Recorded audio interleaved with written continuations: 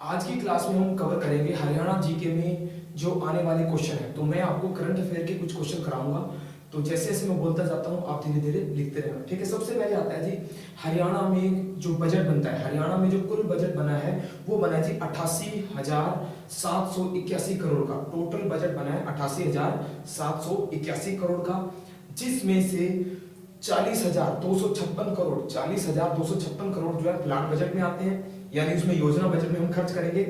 इसके अलावा हरियाणा में जो प्रति व्यक्ति कर्ज है, प्रति व्यक्ति कर्ज जो है वो आ गया है जी 55,000 रुपए पे। इसके अलावा हरियाणा में सर्वाधिक जो खर्च होता है, सर्वाधिक जो खर्च होता है वो होता है जी बिजली पर, यानी विद्युत इलेक्ट्रिसिटी पर सबसे ज्यादा खर्च होता है। ये होता है जी 16,826 करोड़, यानी 16,826 करोड़ रुपए हम बिजली इलेक्ट्रिसिटी पर खर्च करते हैं। दूसरे नंबर पे आता है शिक्षा और खेल, यानी एजुकेशन और स्पोर्ट्स पे आता है 13,390,000 करोड़, 13,390,000 करोड़ रुपए हम शिक्षा व खेल पे खर्च करते हैं, ठीक है जी। इसके अलावा तीसरा जो सबसे बड़ा खर्च होता है वो होता है ब्याज अदायगी, यानी हम इंटरेस्ट पेमेंट करते हैं, वो होती है हमारी 10,490 करोड़, 10,490 करोड़ का हम इंटरेस्ट पे करते हैं, ठीक है जी। इसके अलावा आता है हरियाणा में, आपको पता है सबसे बड़ा जो क्षेत्र है टोटल जीडीपी में वो आता है सेवा क्षेत्र, यानी तृतीय क्षेत्र सबसे बड़ा है, जिसका योगदान 54% है, 54% है। इसके अलावा 54% के बाद सेकंड सेक्टर आता है इंडस्ट्री, यानी उद्योग, द्वितीय क्षेत्र कहते हैं। द्वितीय क्षेत्र का योगदान है 26%, ठीक है जी। टोटल हो गया 26, तो 26 और इंडस्ट्री का है 54 हो गया आपका सेवा क्षेत्र का। तो ये हो जाते हैं 60 और 80, यानी 80% हो गया। इसके अलावा जो तीसरा क्षेत्र बचता है वो आता है हमारा एग्रीकल्चर, यानी कृषि।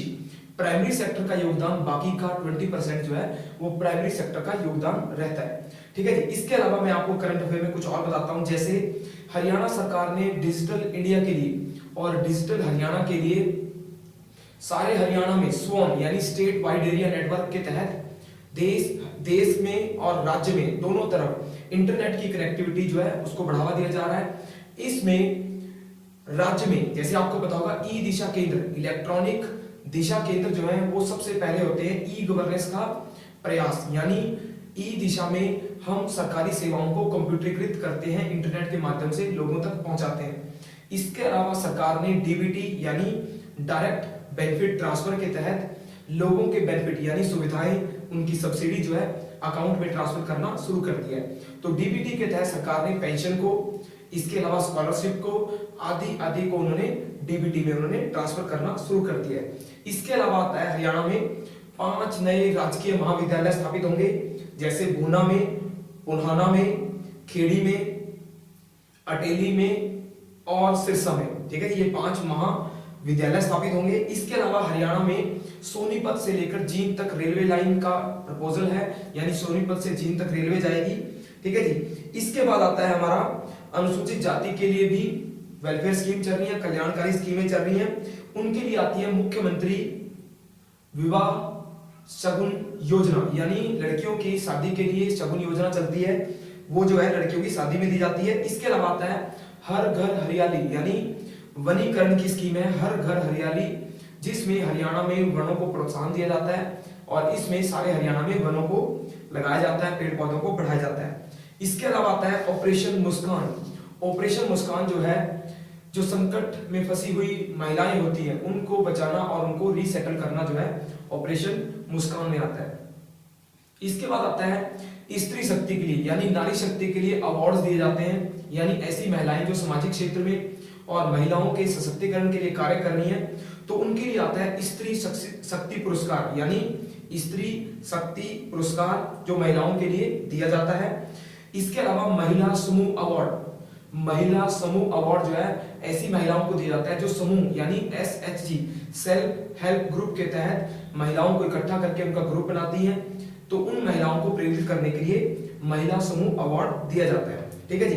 इसके अलावा आपको पता है कुपोषण से लड़ने के लिए जो व्यक्ति प्रयास करते हैं उनको 2 लाख रुपए का अवार्ड दिया जाता है। ये 2 लाख रुपए जो है जिले स्तर पे दिए जाते हैं, यानी जिले को 2 लाख रुपए दिए जाते हैं जो अच्छा काम करते हैं कुपोषण से लड़ने में, ठीक है जी।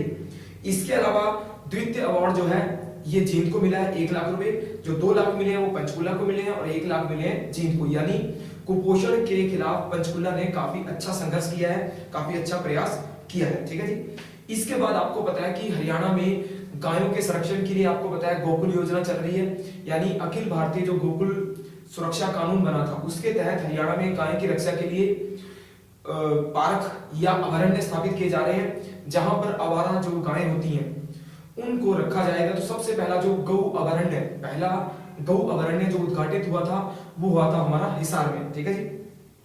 इसके अलावा जिले में हर्बल पार्क स्थापित किए जा रहे हैं। हरियाणा में आपको पता है जिले वाइज हर जिले के हिसाब से हर्बल पार्क बनाए जा रहे हैं और हर्बल के लिए सबसे पहले जो बना था वो पंचकुला में बना था, ठीक है जी। इसके अलावा मैं कुछ पुरस्कार की राशि बता देता हूं और पुरस्कार के बारे में आपको बता देता हूं। पहला आता है हरियाणा का सबसे बड़ा स्पोर्ट्स अवार्ड, यानी हरियाणा में खेल कूद में सबसे बड़ा अवार्ड दिया जाता है भीम पुरस्कार, और भीम पुरस्कार में 5 लाख की जो पुरस्कार राशि दी जाती है, ठीक है जी। इसके अलावा आता है साहित्य में आजीवन साहित्य पुरस्कार में 5 लाख की राशि दी जाती है। 5 लाख ये भी साहित्य के योगदान में आएगा। उर्दू के लिए 1 लाख रुपए की राशि दी जाती है हाली पुरस्कार में। आपको पता है अल्ताफ हुसैन हाली के नाम पे हाली पुरस्कार जो है उर्दू साहित्य में 1 लाख रुपए इसमें दिए जाते हैं। इसके अलावा आता है जी सूरदास पुरस्कार। आपको पता है महाकवि सूरदास हरियाणा से थे, तो सूरदास पुरस्कार जो है 1.5 लाख की राशि का पुरस्कार है। इसके अलावा हरियाणा साहित्य रत्न आता है 2.5 लाख की पुरस्कार राशि का अवार्ड है।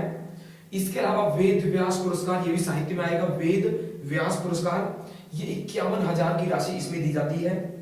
वेद व्यास के बाद आता है वाण भट्ट अवार्ड जो है ये भी साहित्य का है। वाण भट्ट जो है 51,000 की राशि जो है इस अवार्ड में दी जाती है, ठीक है जी। इसके अलावा आता है मुख्यमंत्री श्रमवीर पुरस्कार, यानी लेबर के लिए मजदूरों के लिए दिए जाते हैं श्रमवीर पुरस्कार। इसमें प्रत्येक मजदूर को 25,000 रुपए की राशि प्रदान की जाती है। इसके अलावा आता है कल्पना चावला शौर्य पुरस्कार। कल्पना चावला शौर्य पुरस्कार जो है ऐसी महिलाओं को दिया जाता है जो शौर्य के काम करती है, तो उनको 51,000 जो है इस पुरस्कार में दिए जाते हैं, ठीक है जी। इसके अलावा हरियाणा गौरव पुरस्कार है। हरियाणा गौरव पुरस्कार में 51,000 की राशि जो है दी जाती है। ये हरियाणा में पुरस्कार थे, ठीक है जी। इसके अलावा आपको पता है भारत में भी जो पुरस्कार दिए जाते हैं, भारत में सबसे बड़ा जो खेल में दिया जाता है, स्पोर्ट्स में दिया जाता है, वो आता है जी राजीव गांधी खेल रत्न पुरस्कार। स्पोर्ट्स का सबसे बड़ा अवार्ड है। इसके अलावा आएगा गैलेंट्री यानी वीरता में परमवीर चक्र सबसे बड़ा अवार्ड होता है, परमवीर चक्र। इसके अलावा फिल्मों में आता है दादा साहब फाल्के अवार्ड, वो फिल्मों में सबसे बड़ा अवार्ड होता है। इसके अलावा आपको पता है मूर्ति देवी अवार्ड जो है पत्रकारिता में दिया जाता है। अंतरराष्ट्रीय स्तर पे आपको पता है नोबेल अवार्ड दिए जाते हैं। नोबेल पुरस्कार जो है 6 कैटेगरी में दिए जाते हैं। 6 कैटेगरी में जैसे फिजिक्स है, केमिस्ट्री है, मेडिकल लाइन है, पीस यानी शांति, साहित्य, ठीक है जी, लिटरेचर, और लास्ट आता है इकोनॉमिक्स। तो 6 कैटेगरी में नोबेल पुरस्कार दिए जाते हैं और नोबेल पुरस्कार जो है ओस्लो यानी नॉर्वे से दिए जाते हैं। एक पुरस्कार जो है नोबेल में वो दिया जाता है स्टॉकहोम स्वीडन से। ये हो गए हमारे नोबेल जो दुनिया भर में सबसे बड़े पुरस्कार माने जाते हैं। ऑस्कर अवार्ड फिल्मों में सबसे बड़े माने जाते हैं और ऑस्कर अवार्ड जो है ये दिए जाते हैं अमेरिका से, वो फिल्मों में आते हैं, ठीक है जी। इसके अलावा आता है पुलित्जर अवार्ड। पुलित्जर जो है साहित्य में दिया जाता है और साहित्य पत्रकारिता में दिया जाता है, ठीक है जी। इसके बाद आता है एबेल पुरस्कार। एबेल पुरस्कार आता है मैथमेटिक्स में, इसको मैथमेटिक्स में नोबेल अवार्ड कहा जाता है एबेल पुरस्कार को।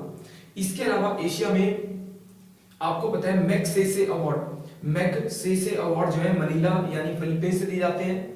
ये जो है एशिया का नोबेल कहे जाते हैं, ठीक है जी। तो हमने मेन अवार्ड कवर किए हैं। हो सकता है इनमें से कुछ क्वेश्चन जो है आपके नेक्स्ट जो एग्जाम आएगा उसमें कवर हो जाए। धन्यवाद।